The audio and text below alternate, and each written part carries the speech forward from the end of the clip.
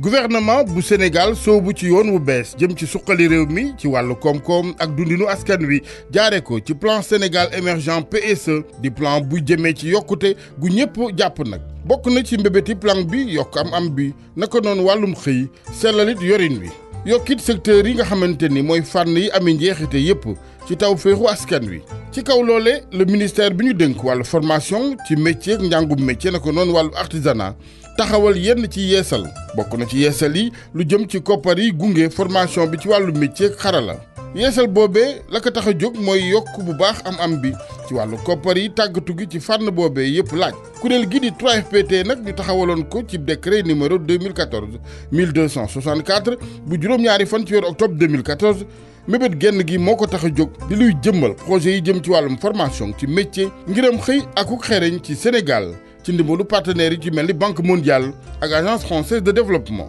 li ëpp ci koppar yi 3FPT nag di doxee mu ngi bàyyi ko ci sas bi nu teg njaatige këru liggéeyukaay yi ñu duppee ko CFCE. Président de la République bi bu ñëwee ba léegi jël na loo xam ne loolu mooy la taxe bu amoon importance mooy la CFCE taxe boo xam ne si entreprise la doon jógee mën na ñaari fukki milliards à peu près 20 milliards mu jox ko fonds de financement de la formation professionnelle pour que ñu mun a tabax mun a équiper ay centres de formation mun a aussi fay formation pour xale yi. li ko tax a jóg nag li ci ëpp mooy jox ndaw ñi métier parce que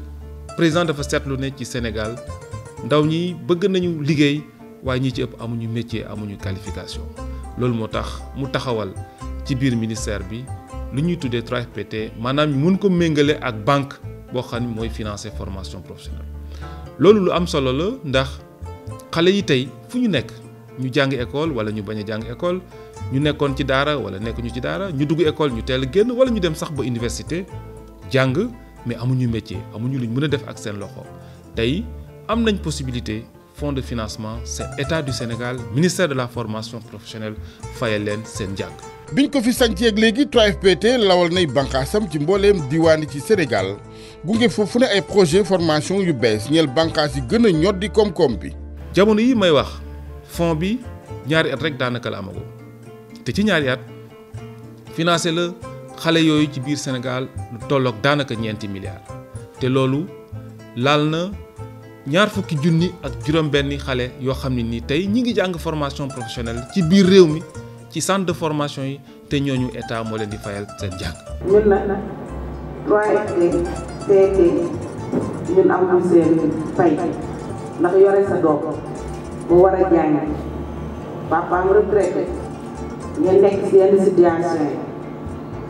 doo mën a amoo benn fooy jaar pour wutal ko fay pour mu dem jàng ngeen ñëw taxaw fayal xale yi ñu dem di jàng loolu moom yàlla rek moo leen mën a fay wante du ñoom.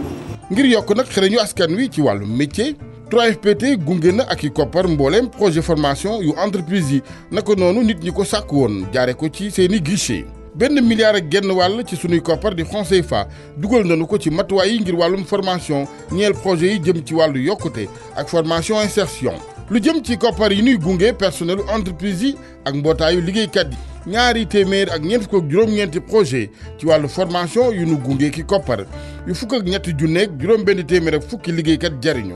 ci koppar yi toll ci benn milliard 300 millions muy ci wàllu usines yi yëngu ci wàllu ñam nag di wàllu service yi mbay mi chantier naval BTP ak artisanat. président dafa jàpp ne économie bi pour mu gën a compétitive pour mu gën a dem ci kanam il faut que ñiy liggéey ci entreprise yi ak ñiy liggéey ci organisation professionnelle ñu tàggat leen ñi ci ëpp suñu mbokk jigéen ñi la ñi ngeen xam ne ñoo nekk ci groupement de famille nekk ci GIE groupement économique yi nekk ci GPF yi ñooñu tey aussi ci Sénégal yëpp ñi ngi ciy formé ay jigéen ñu bari. fukki junneeg ñaari téeméer ak fanweer ak juróom-ñetti ndaw jariñu ci formation yu baax te wér ci kaw programme formation yu gàtt lu toll ci benn milliard 200 millions dem ca. jamono yi 3FPT mu ngi ci taxawal yeneeni programme yu bees ci wàllu formation yu nu jagleel ndaw ñi demoon immigré ci ñibbisi ca bërëb yi gën a ràññeeku ci départ yi ndaw ñi di taalibe yu génn ci daara yi ay ndaw yu Sénégal ci wàllu formation ci wàllu boulangerie ak pâtisserie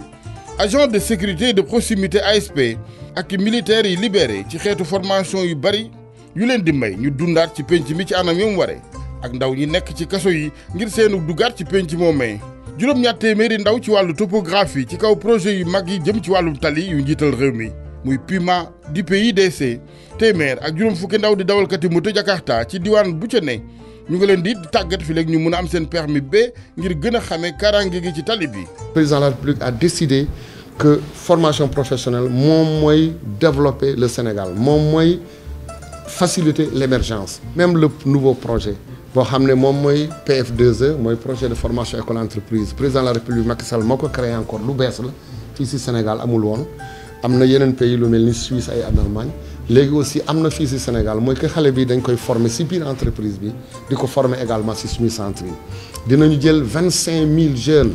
ay jigéen ay góor ñu former leen et ku nekk également dina am indemnité boo xam ne c'est 40 000 francs par mois pendant 3 ans. 3FPT mooy yoon bu wér ci wàllum tàggatu ngir métier ak xereñ.